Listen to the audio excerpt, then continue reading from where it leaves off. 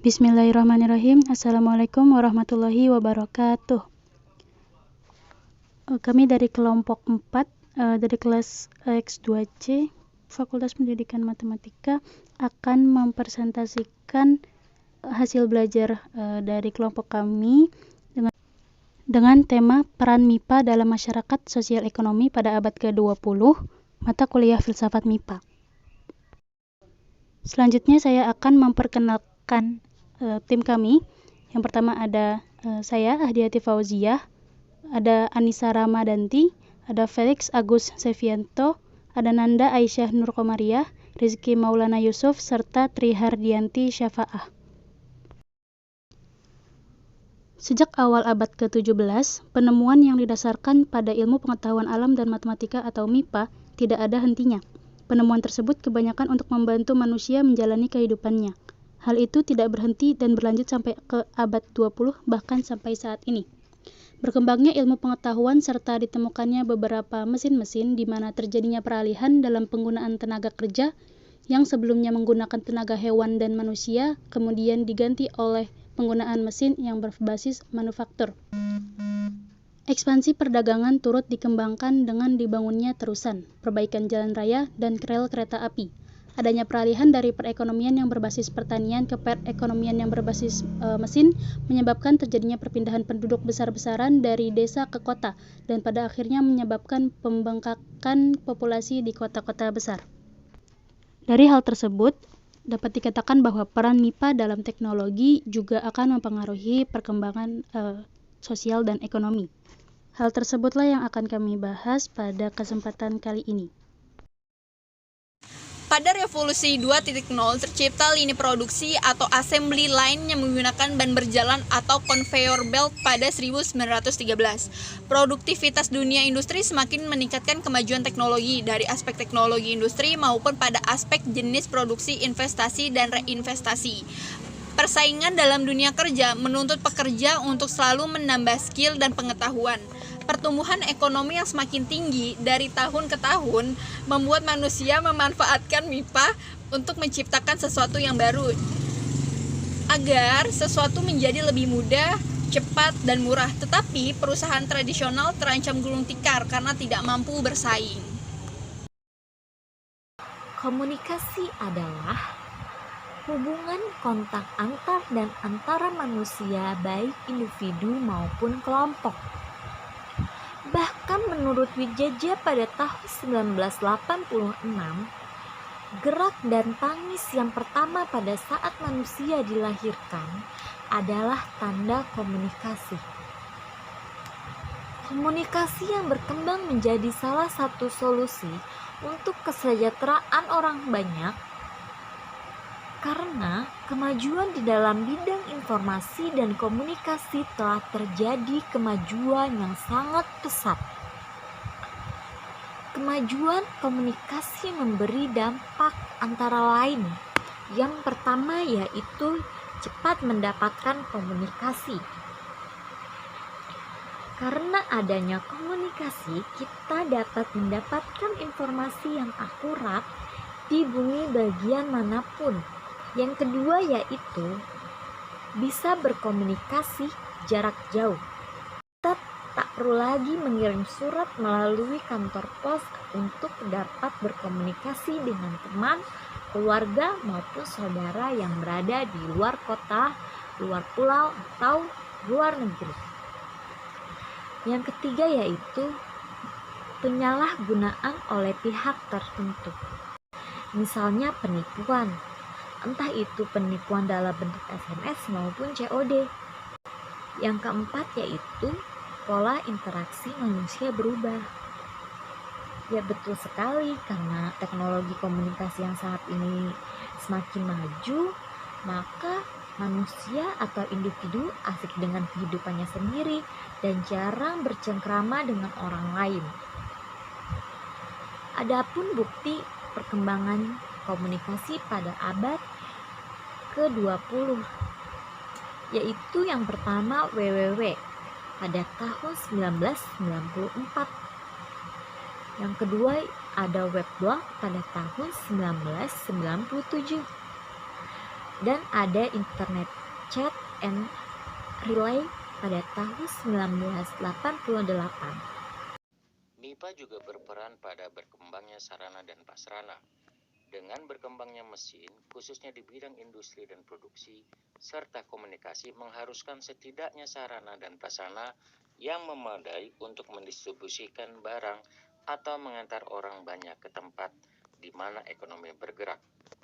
Pembangunan sarana dan prasarana memiliki peran yang sangat penting dalam mendukung aktivitas ekonomi, sosial, budaya, serta kesatuan dan persatuan bangsa, terutama sebagai modal dasar dalam memfasilitasi interaksi dan komunikasi di antara kelompok masyarakat, serta mengikat dan menghubungkan antar wilayah. Pembangunan sarana dan prasarana yang menjadi kesatuan dari pembangunan nasional diharapkan dapat menjadi motor penggerak pertumbuhan perekonomian nasional dan mendukung daya saing nasional secara global. Dukungan sarana dan prasarana terhadap pertumbuhan ekonomi nasional terutama diwujudkan dalam peran jaringan transportasi, komunikasi, dan informatika yang memungkinkan orang, barang, dan jasa bergerak dari satu tempat ke tempat yang lain dan pertukaran informasi secara cepat. Selain itu, dukungan sarana dan prasarana juga diwujudkan dalam peran sumber daya air, listrik, serta perumahan dan pemukiman yang menjadi bagian yang tidak terpisahkan dalam kehidupan bermasyarakat. Bukti berkembangnya transportasi di abad ke-20 yaitu dari tahun 1910-an dan seterusnya kereta api lokomotif uap maksudnya, mulai digantikan oleh lokomotif diesel dan lokomotif listrik. Tahun 1964, Jepang mengoperasikan kereta api super ekspres Shinkansen. Kemudian penemuan pesawat terbang oleh Wright bersaudara pada tahun 1901 dan dibuatnya pesawat komersial tahun 1949. Urbanisasi mengacu pada pergeseran populasi dari daerah pedesaan ke perkotaan. Peningkatan bertahap jumlah orang yang tinggal di daerah perkotaan dan cara-cara di mana setiap masyarakat menyesuaikan diri dengan perubahan ini. Hal ini secara khusus merujuk kepada proses di mana kota-kota yang terbentuk menjadi lebih besar karena lebih banyak orang mulai tinggal dan bekerja di daerah tersebut. Berkembangnya industrialisasi telah memunculkan kota-kota dan pusat-pusat keramaian yang baru. Karena kota dengan kegiatan industri yang menjanjikan kehidupan yang lebih layak, maka banyak petani desa pergi ke kota untuk mendapatkan pekerjaan. Hal ini mengakibatkan terabaikannya usaha kegiatan di desa akibat makin meningkatnya arus urbanisasi ke kota-kota industri. Maka jumlah tenaga kerja semakin melimpah. Sementara itu, pabrik-pabrik banyak yang menggunakan tenaga mesin, dengan demikian upah tenaga kerja menjadi murah. Selain itu, jaminan sosial pun berkurang sehingga kehidupan mereka menjadi susah. Bahkan para pengusaha banyak memilih tenaga buruh wanita dan anak-anak yang upahnya lebih murah. Indonesia telah mengalami peningkatan penduduk perkotaan lebih dari 2 kali lipat, dari 55,4 juta jiwa dengan proporsi hanya sekitar 30,9% dari seluruh penduduk Indonesia di tahun 1990 menjadi 118,3 juta jiwa dengan proporsi sekitar 49,8% di tahun 2010. Namun dengan adanya perkembangan sosial budaya, dampak positif juga dapat dirasakan antara lain meningkatnya rasa kepercayaan diri, ketahanan diri sebagai bangsa yang kokoh. Tekanan dan kompetisi melahirkan generasi tangguh, disiplin, dan pekerja keras. Oke, selanjutnya, peran MIPA dalam perkembangan sosial ekonomi yang terjadi di bidang sosial adalah adanya kesenjangan sosial. Kesenjangan sosial itu tersendiri terjadi karena adanya kegiatan industrialisasi.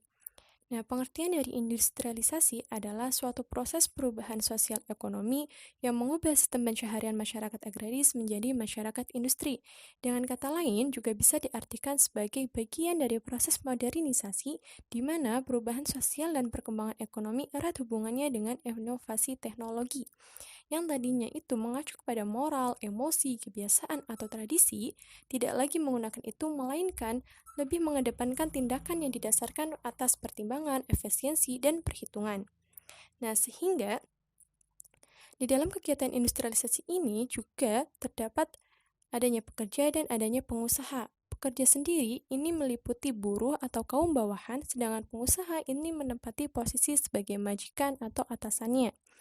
Nah, di dalam kehidupan pekerja dan pengusaha itu memiliki perbedaan yang sangat mencolok, yakni jika pengusaha itu memiliki kapitalis yang hidup mewah, sedangkan kaum buruh atau kaum bawahan itu pasti memiliki kehidupan yang sangat sederhana, atau bisa dibilang dalam kemiskinan. Nah, maka terjadilah kesenjangan sosial antara pengusaha dan pekerja. Akibat dari kesenjangan itu sendiri, yang pertama menimbulkan ketegangan, pemogokan kerja, dan bahkan bisa menyebabkan kebencian terhadap sistem kapitalis. Untuk selanjutnya, contoh dari kesenjangan yang terjadi pada tahun 90-an, yaitu dulu pada tahun 1990, pengeluaran per hari per orang dibatasi hanya Rp500 saja. Kemudian pada saat itu juga sedang gencar dilaksanakannya program pembangunan. Nah, dengan kebijakan pembatasan pengeluaran yang demikian, maka angka kemiskinan pada tahun 1990 dapat dikurangi yang tadinya 40,8% dari seluruh penduduk menjadi 15,8%. Nah, ketika melakukan pembatasan pengeluaran, artinya pemerintah berhasil mengalokasikan dana masyarakat untuk pembangunan, seperti pembuatan sarana infrastruktur bagi masyarakat untuk meningkatkan lapangan kerja. Nah, hal ini tentu akan berujung pada peningkatan pendapatan masyarakat pada kondisi ekonomi pada saat itu. Nah, ketika pendapatan masyarakat baik, kemudian adanya pembatasan pengeluaran hanya 500 saja, maka masyarakat tentunya akan lebih banyak untuk menyimpan uangnya di bank. Karena masyarakat banyak yang menabung, tentu pertumbuhan ekonomi akan turun disebabkan oleh kurangnya tingkat minat beli masyarakat. Sehingga untuk mengatasi hal itu, pemerintah membuat kebijakan lagi, yaitu dengan menaikkan garis batas pengeluaran masyarakat ke angka Rp1.000 per hari per orang. Tetapi setelah dinaikkan, jumlah penduduk miskin di Indonesia kembali membengkak menjadi 60. Dapat kami simpulkan bahwa peran MIPA sebenarnya memiliki dampak positif dan negatif bagi kehidupan manusia. Seperti mesin yang diciptakan untuk membantu pekerjaan manusia, komunikasi jarak jauh yang sudah tidak lagi memakan waktu, dan sebagainya. Namun, tetap saja dampak negatif dari hal tersebut bisa dilihat terlebih di aspek sosial. Yang kami bahas seperti urbanisasi dan juga kesenjangan sosial. Sekian presentasi dari kelompok kami. Kekurangannya kami mohon maaf. Wabillahi taufiq wal hidayah. Wassalamualaikum warahmatullahi wabarakatuh.